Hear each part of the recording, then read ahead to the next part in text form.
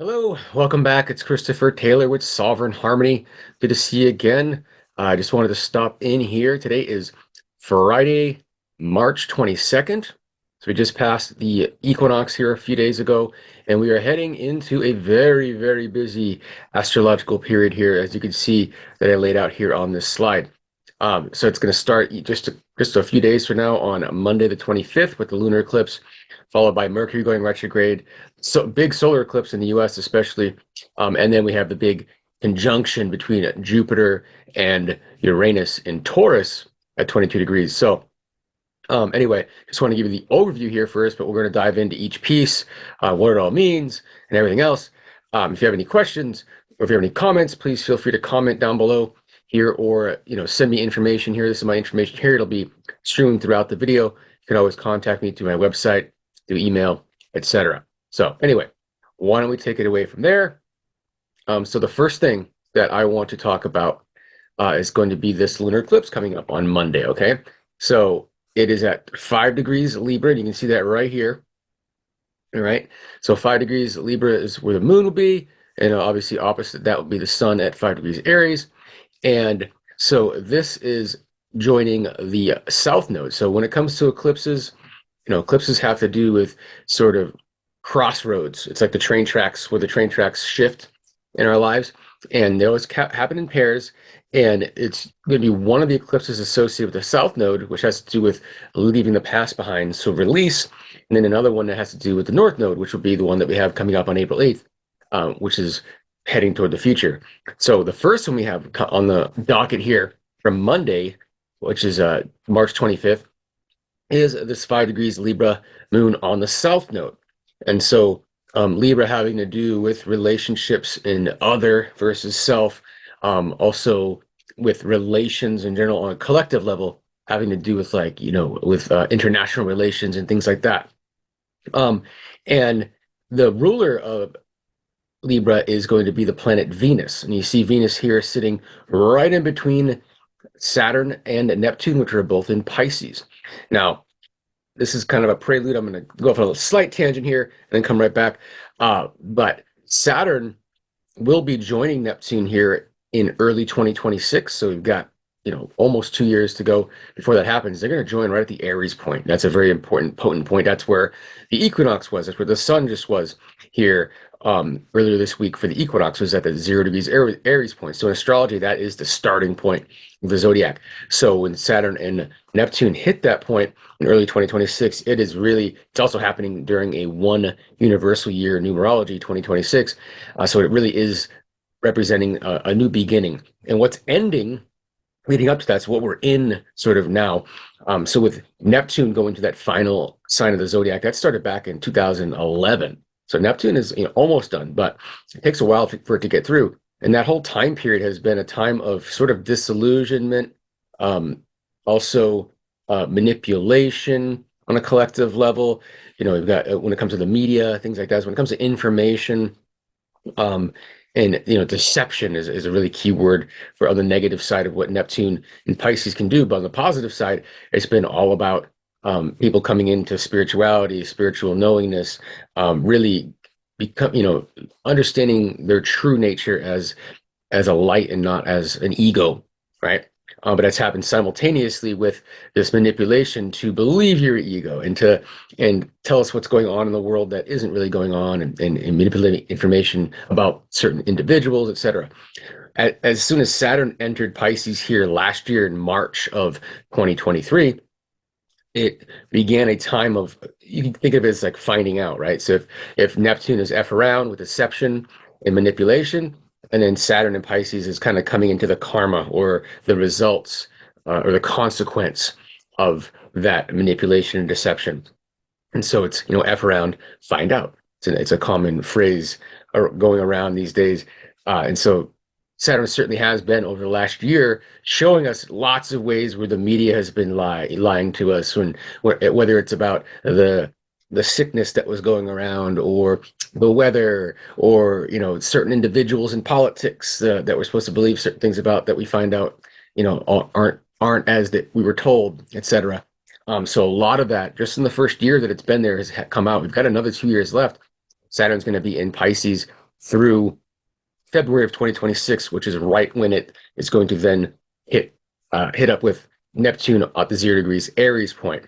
And so we've got a couple of years to go. I do want to put together a special video on that specifically.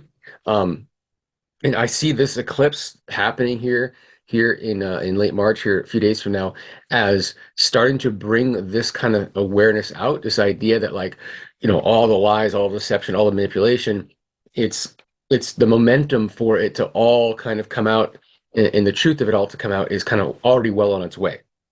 Okay, so we've got that 1 year momentum behind us and 2 years to go.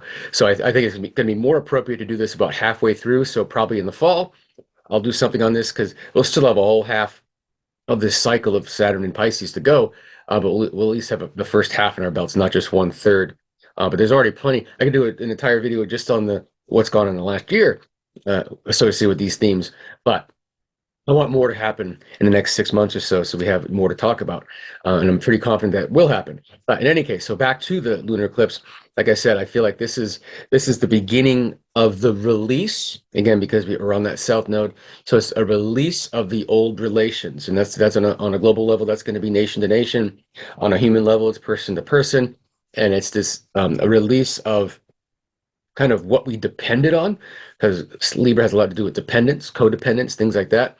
And that to me, because Venus rules Libra, and it's right there in between Saturn and Neptune, and they're in that battle now between deception and truth, essentially, what is actually true versus what we're told is true, where there is the beginning of the end of this release of what we've always relied on, what we've always depended on. So there is a sense of an opening to, if I've always been lied to, then what is true, essentially. So this release begins here. So this is a very intense eclipse phase that we're going through here over the next month or so. But this is just a beginning, in other words. So moving on from there, so the next big event on this list is going to be on April 1st. So just not even a week later, after that eclipse, Mercury is going to go retrograde. Now, Mercury goes retrograde 3 times a year, roughly, for about 3 weeks. So it isn't something that's ultra rare. And it's just a time of reorganizing our thoughts, reorganizing our situations. And when it's in Aries, it's really about reorganizing the self specifically, and our idea of kind of where we stand in the world. Okay, and you can see there it is, Mercury at 27 degrees Aries when it's going to begin its retrograde. And notice that when it's going to backtrack this way. Okay, it's going to go back to about 16 degrees, which is right here.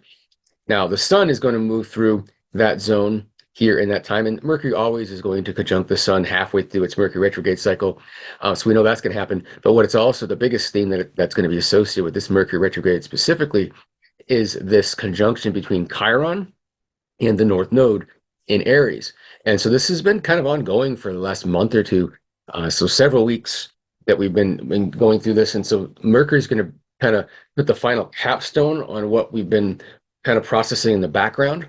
Just going to help bring it to the foreground, so we have our focus on it, and then it's going to be to really finish it off, and that has to do with limiting self-doubts. Okay, so dealing with allowing whatever doubts we have, or whatever doubts that we've allowed to associate with ourselves, to see the light of day, so we can face them and make the decision whether or not we want those to prevent us from going forward. And obviously the best decision would be to decide that we don't want them with us going forward. But this is going to be that opportunity. So things are going to happen over the next several weeks that are going to really bring it to our awareness, where we hold ourselves back, what sort of rules or ideas about ourselves maybe aren't true, but that we just hold on to as true. And then if that's what's preventing us from moving forward, this is the time to eliminate them. So this is going to be a very empowering kind of time period as well, if we're allowing ourselves to do the inner work. If we're trying to push that off, if we're like, oh, I don't want this coming up, then we go distract ourselves, watch TV or go out to the bar or something like that, then it can keep lingering, keep nagging at us and nagging at us. So look for little signs and synchronicities that like basically say, hey, stop. And that can literally be things that, like, some people, it could literally be that your phone stops working, your car stops working. These are very common things that happen during Mercury retrograde, but this is especially true to basically get you in a state where, like, it forces you to have to deal with what's in front of you, which is these old ideas and old rules that have prevented us from going forward. So it's going to be a really strong opportunity to do that essentially. And so that's again begins here on April 1st. It's going to continue through April 25th. And that whole period during Mercury retrograde, we're going to have what's coming up as well, which is this solar eclipse, as well as that conjunction between Jupiter and Uranus, all before Mercury goes direct. So busy, busy, busy time. This solar eclipse, you probably, if you're in any kind of spiritual circles or astrological circles and you're on social media, I'm sure you've seen a whole ton of things about this solar eclipse. And it's a pretty big deal in the US. I mean, it is the last total solar eclipse that'll be visible across a large chunk of the U.S. until like the 2040s. So that is pretty significant. It's going to be 20 plus years until we get to see one again. And then even then, it's not going to be the exact same areas. And so this is going to occur at 19 degrees of Aries. Again, all while again Mercury's retrograde, etc. So you can see that's where the eclipse occurs there at 19 degrees Aries. There's Mercury retrograde at 24 degrees. Remember, it started at 27. It's backed up only about 3 degrees at that point because this is only about a week later. And that's going to continue backing up. And notice how this eclipse is right in between that node and Chiron, and it's close enough to that Mercury retrograde. So it's really highlighting all these themes that I just went over for Mercury retrograde, right? Getting into, what prevents us from going forward, et cetera, et cetera. But this is really this impulse because it is tied with the North Node. It really has to do with making that decision to go forward, to basically put our faith in ourselves, and to understand that like what we are here for and what we have to offer is valuable, right? And so putting those self-doubt, allowing the self-doubts to happen, but not allowing them to prevent us from moving forward. And so there's a strong impulse associated with this eclipse, okay? So again, we're in the first eclipse, we're releasing sort of old ideas and old dependencies, what we've depended on as far as what's telling us is true and who we trust, etc. And this is really putting that trust back into ourselves. So it really is coming into sovereignty, to put it bluntly. It's releasing codependent leanings on what we believe, where our truth comes from, and then just putting the truth in our own intuition, our own integrity, our own impulses, where our soul takes us. And so it really is coming into like a sovereign authority is what we're entering now. That's kind of a major theme. If you put the two eclipses together, along with this Mercury retrograde that's happening with it, that really is what this is about. So it's going to be a lot of review and introspection about what we've depended on and what we can now depend on going forward, telling, to let us know what is real and what isn't. And this happening in Aries, Mars is the ruler of Aries. And you notice Mars over here is in a pretty close conjunction to Saturn. It's going to be within a day or two of an exact conjunction of Saturn on April 8th when this occurs. And so this adds a layer of concentration. When you put Mars and Saturn together, you can interpret it negatively as frustration because things aren't moving as fast as Mars wants to go, for example, but it's also highly concentrated, so it's not scattered. So Saturn adds a level of sort of direction. So it's like instead of spraying the hose wildly, Saturn provides the pipe for that water to flow through, in a sense. So we can make a lot of progress over the next several months because this eclipse energy isn't just instantaneous; it ripples out over several months, and so that is saying over the spring and summer months that we can really reorient our perception of where we put our trust in our dependency on like what others tell us or what we really feel ourselves. And so this will allow for an extra layer of concentration so that when we put it together, it's solidified. And so our actions are now solidified in a new form. So we're not scattered and going back to old ways, okay? So this is really going to help us move forward toward the future with sort of our blinders on, in a sense, which can be a good thing. And so just to show you where this eclipse is going to fall and just some insights here, you can take it with a grain of salt.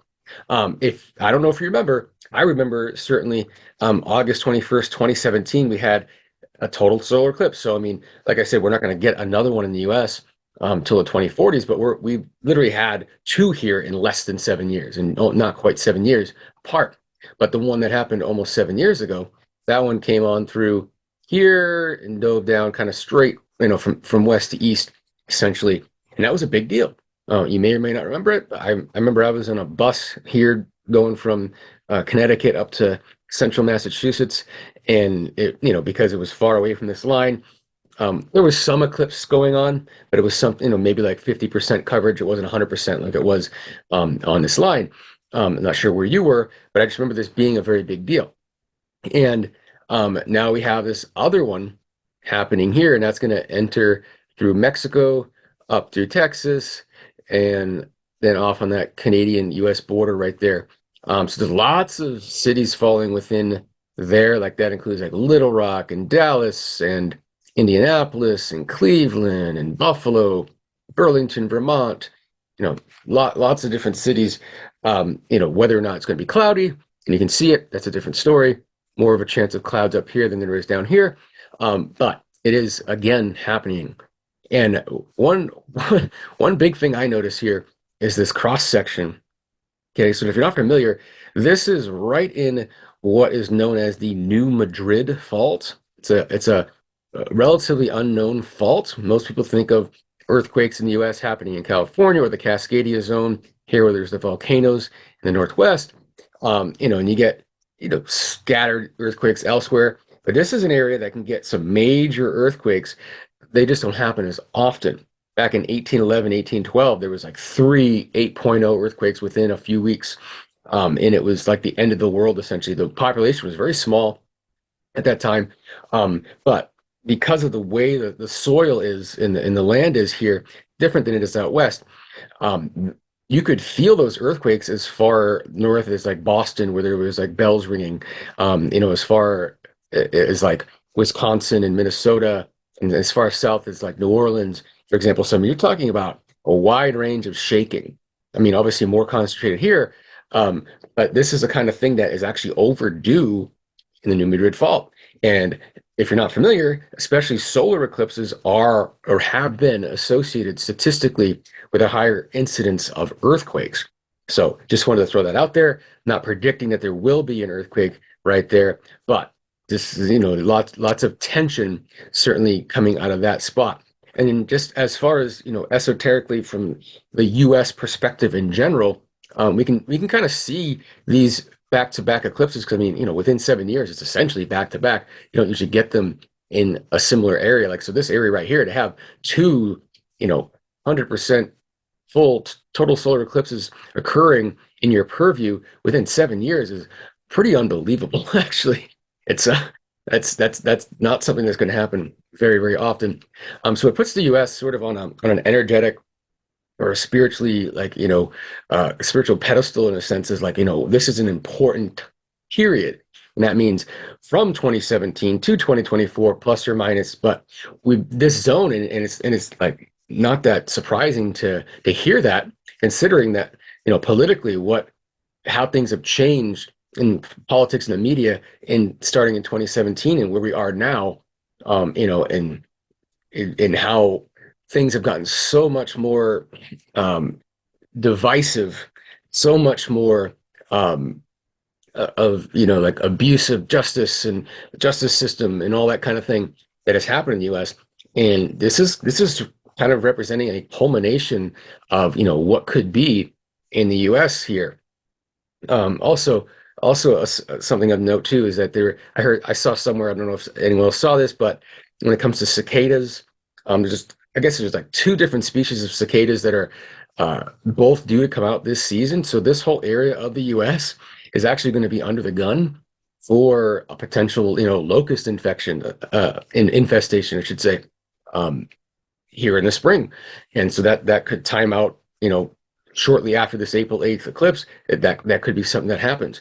But anyway, just understand that this is a very important eclipse. So all the themes I've talked about, a special emphasis in the U.S. So for people in the U.S., and a special emphasis on questioning, in what we have depended on in terms of the media and manipulation and all that, and then where we're going to go from in the future. And this has a lot to do with the idea of moving away from mainstream media toward more independent media. Okay, and that's a huge thing. I think this might be this 7-year period might actually just represent that shift from, where, and just being the culmination of that shift of, where it just finally hits the tipping point.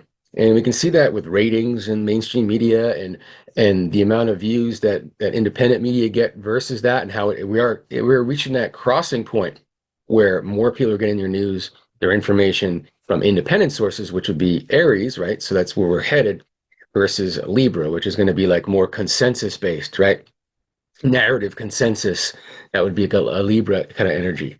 Let's not rock the boat. Let's just pretend, make sure we're all on the same page, essentially. So very, very important transition here happening. And then what I mentioned about Saturn and Neptune eventually linking up in Aries here in 2026. So we're kind of in this, again, final phase, these next couple of years of really wrapping this up.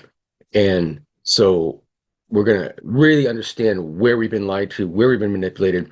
And that's going to really set the stage for this, one universal year in 2026 of, especially in the US, but US tends to ripple out into the rest of the world as far as, what occurs, of heading toward down a more sovereign authority or independent media kind of pathway from here forward. So anyway, moving on. So now we get to probably the big star of the show, because we have eclipses that happen, twice a year, and Mercury retrograde 3 times a year.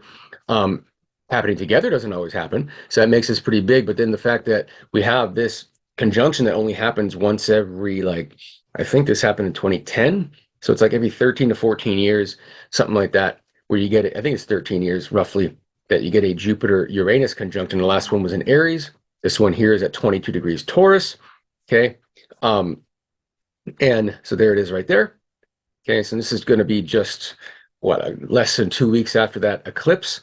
And Taurus, again, ruled by Venus, just like Libra is ruled by Venus. And we have Venus right on that Chiron, right on Mercury retrograde and that North Node. So all the themes of that Mercury retrograde, again, this is being further emphasized by this, the idea that we're moving forward in a more sovereign, independent direction. Okay. And with Jupiter and Uranus conjunct, this really is an amplification, and it's like an amplification of moving in a forward direction with innovation, with breakthroughs. Okay, and so what comes out of this, what ripples out of this in the weeks to months to follow, who knows? But being in Taurus, this could have to do with food and with anything to do with like the basics of life, so food and shelter and things like that. Also money. Okay. And so I've been saying this, if you watched my latest video, which would have been the 2024 overview at the beginning of the year, I talked about this possibly being a challenge to the US dollar. If you think of this from a global scale, on a global scale, the old pattern has been reliance on the dollar, maybe it's going into more sovereign paths, right? Where nations are going more independent with their currencies and not depending on the US dollar. And so with the eclipse, those 2 eclipses in 2017, 2024 crossing the US, it could literally be the time where finally there's a major restructuring of global currency. Okay. So that is a possibility. So there could be some shock waves in the economy because of this. Okay. But again, on that positive side, there could be some really great innovations that come out of this. We could find that there's some innovations having to do with food production and things of that nature. Okay. But also there could be positive innovations. Maybe global currency heads toward a more positive way of supporting the everyday person versus supporting, the elites in power, etc. So this could be a very revolutionary time for global currency, for example, just as an idea. So very exciting times. Then that brings us to the end here with Mercury finally going direct. So all of this happening here in very quick succession, because we're here at March 22nd, and so I'm just going out 4.5 weeks or so into the maybe like about just roughly 5 weeks, I guess we're looking at here. And when we see that So Mercury's going to go direct just before 16 degrees, so at 15:58, right on that north node. So it's almost like we're saying, okay, we've gone over our themes. We've got our surprises that come out, and these innovations and these shock waves. How are we going to integrate it? How are we going to move forward with it all? And so and then you can see that Jupiter and Uranus are still conjunct at about 22 degrees. So they'd be breaking off the exact conjunction anyway, a few days after that. So this takes us to the end of April. So from the last week of March all the way through April is highly volatile, highly shifting, highly changing. And for us on a personal level, it really is about that introspection and understanding where we need to release old dependencies and how we can face self-doubt so that we can get that out of the way so we can have more self-confidence in moving forward in general. And when we get to May, this is when, in fact, Mars, because we can follow Mars often, when it triggers eclipse points, whether it's opposition or it's a conjunction, tends to be like a time of the final culmination of that energy. So the themes of the two eclipses I mentioned, the first one, when Mars is going to hit about 5 degrees Aries, which would be opposite that Libra point from the March 25th eclipse, the lunar eclipse, that's going to be like May 7th. And then Mars will move on and hit the point at 19 degrees where the April 8th eclipse is happening. And that'll be like May 25th, the same day that Jupiter enters Gemini, actually. And so it suggests that April is going to be kind of an unsettling month where the things get tossed in the air, and then May is going to be more of that settling and understanding where we're going to go from here. And so probably best to postpone emotionally based decisions until about May, because it's going to be highly volatile the next several weeks. If we have to make decisions, we have to make decisions. But the idea being that we'll have more information, more clarity as the dust settles in May to be able to do so.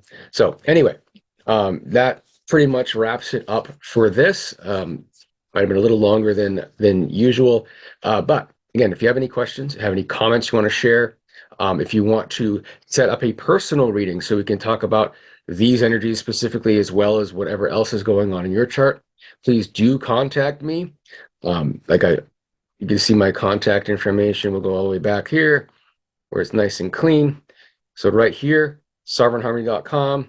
You can email me at info@sovereignharmony.com, or if you want to get more frequent updates on the astrology happenings, my Facebook page got a whole bunch of followers on there. Really good feedback and everything there.